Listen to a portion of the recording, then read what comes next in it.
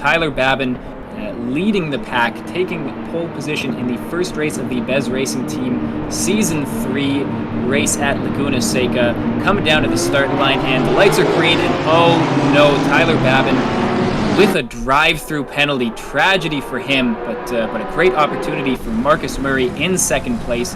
And at the start, we do see that is Ben Fiore getting out of sorts, coming into contact with Haukeba. Ben Fiore hitting Nordell and Breit, while Haukeba gets Osman on the outside. We do see Johansson taking the long way around to avoid that collision. Darren, we see getting a little bit out of sorts, back on track. Everything seems to be running a bit smoother now. We see the cars starting to, and as I say that, we've got Paul Krobs off track and rolling back on to hit Johansson. We'll have to take a look at what happened there in closer fashion, but first on board with Watson.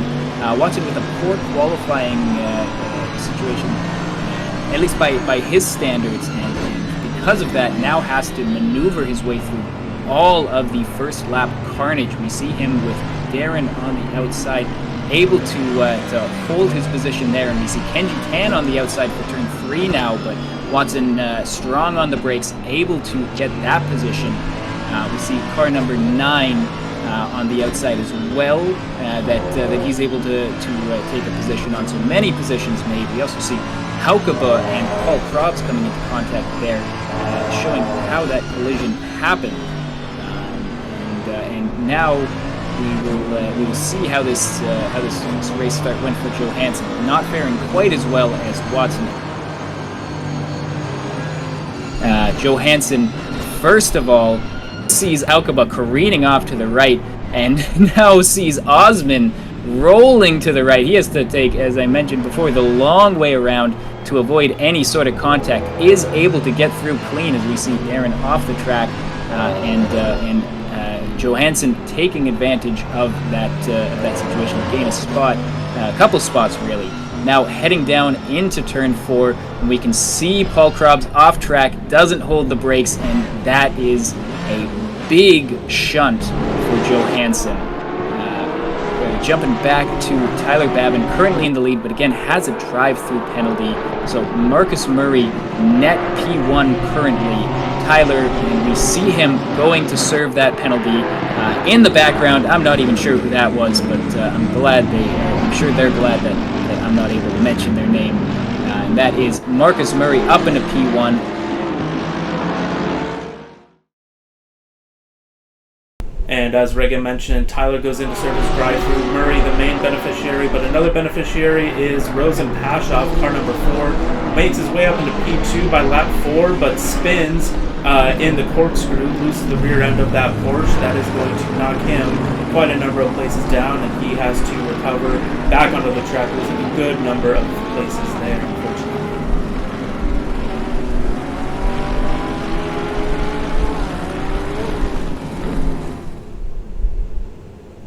We coming on board with Eli Poe in a battle with Sparks, a very tense battle. You can see Poe right on the back, trying to find a way past. Has a little bit of pace on Sparks, but doesn't have the pace needed to make a clean pass. And unfortunately, we see Poe going a little bit too far into the corner, too deep on the brakes, causing contact with Sparks. Sparks clearly not happy, and that allows Ivan Watson and Roman Pashov to jump into the fray, scoop up those positions, and what was a decent gap now turns into a tight 4-way battle between these drivers on lap 5 here.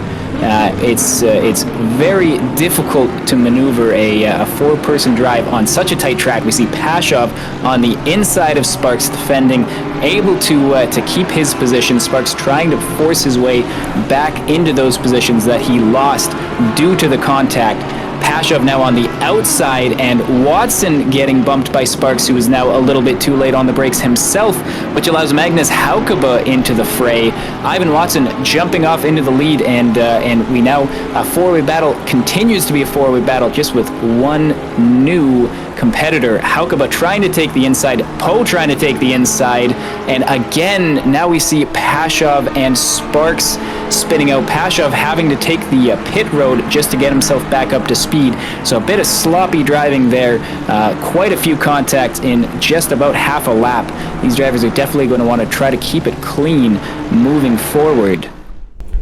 Going forward 7 laps, we come to lap 12. It is a resumation of the battle between Eli Poe and Ivan Watson going into turn 4. That is, they're on the run up to turn 5. They're going to be preparing for that fast left-hander that is turn 6. We see Eli Poe in the Aston very cleanly, very nicely taking the inside there. Ivan having to leave the space on the outside line, the unpreferred line, and Eli Poe is going to get the run up to this fast left-hander. He has solidified that move for P5. Jumping to lap 17, we're on board with Ben Fiore, the current AM class lead. He didn't qualify quite as well as Leo Osmond, who's currently behind him due to lap 1 problems. But Leo, showing great pace today, is starting to close the gap. It's going to be a big trouble for Ben Fiore if he's not able to keep his wits and keep his pace up, as Leo Osmond looks to gain back those spots he lost. Moving forward to lap 19, we see Tyler Babin coming into the battle with Pashov and Watson. Pashov previously spun out, recovering well. Tyler also recovering well from his drive-through on lap 1. Trying to come up to the field, these two Porsches. Pashov late on the brakes, almost collects Watson there into the corkscrew, has to evade onto the gravel. That lets both Watson get away and Tyler to go through. Pashov having his own mistakes as well as getting collected a couple times. Really not a good race so far from Pashov, unfortunately. And we jump to lap 23, seeing Tyler Babin still on the back of Ivan Watson, not able to find a way through the Porsche, not known for overtaking, but he does get a run coming down into the braking zone of the Porsche, or of the corkscrew, but even then, little bit too timid, maybe rightfully so, and slots back in behind Ivan Watson.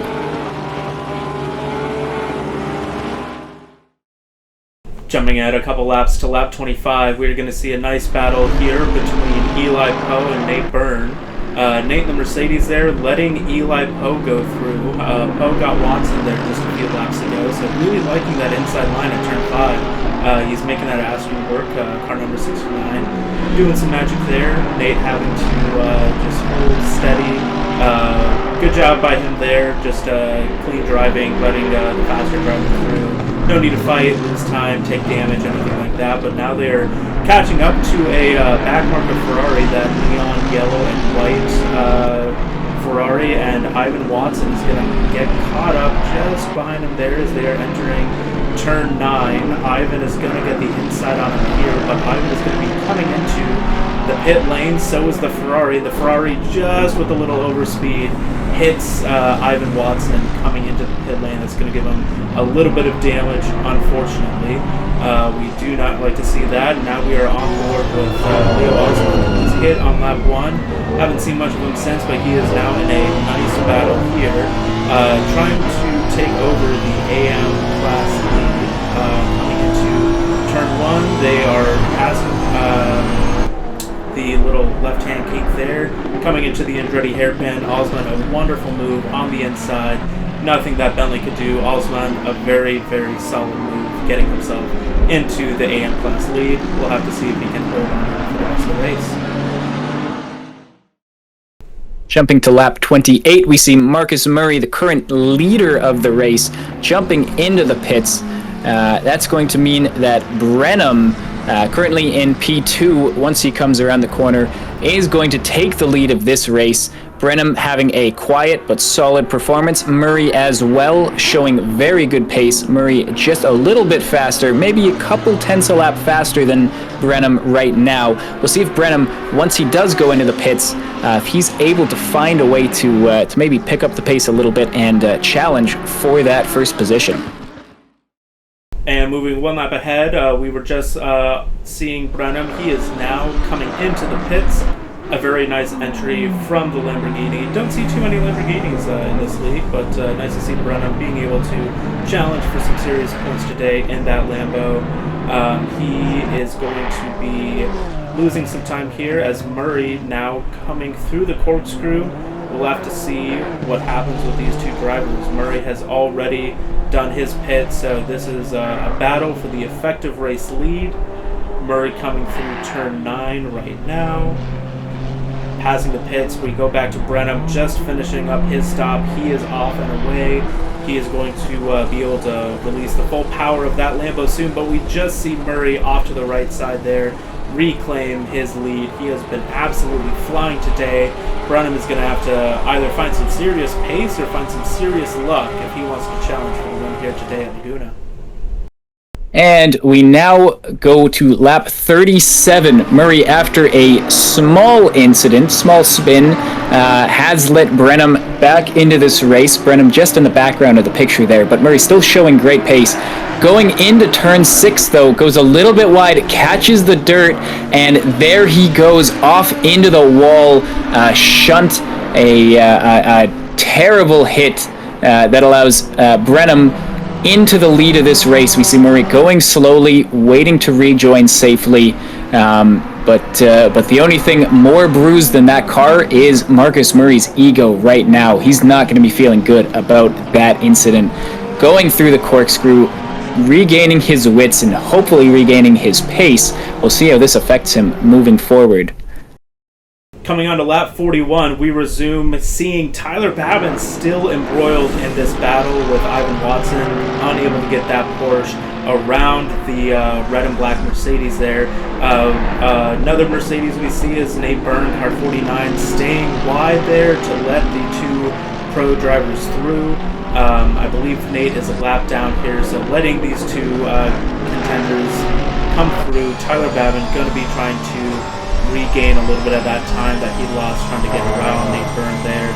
Tyler coming on the brakes through corkscrew, all is good. Following Ivan through turn 8 here, looking nice. Onto the brakes, the Porsche very, very good on the brakes, able to have a very short stopping distance. And we come on to Pashoff now. Pashoff, after turn 6, full speed, Darren Chan comes back onto the track. Pashoff unable to avoid that as it was happening in front of him. Gets completely taken out there. Jumping to lap 43, and the battle between Tyler Babin and Ivan Watson continues. Tyler, right on the back, tries to make a little bit of a move here, through the corkscrew even. They go side by side. Tyler takes the inside, but unfortunately takes it a little too much, and has to give the position back to Ivan Watson as he did overtake off of the track. Very nice attempt, but the execution was just a little too aggressive on the inside. Tyler Babin now back behind Ivan Watson and is going to need to find another way to get past.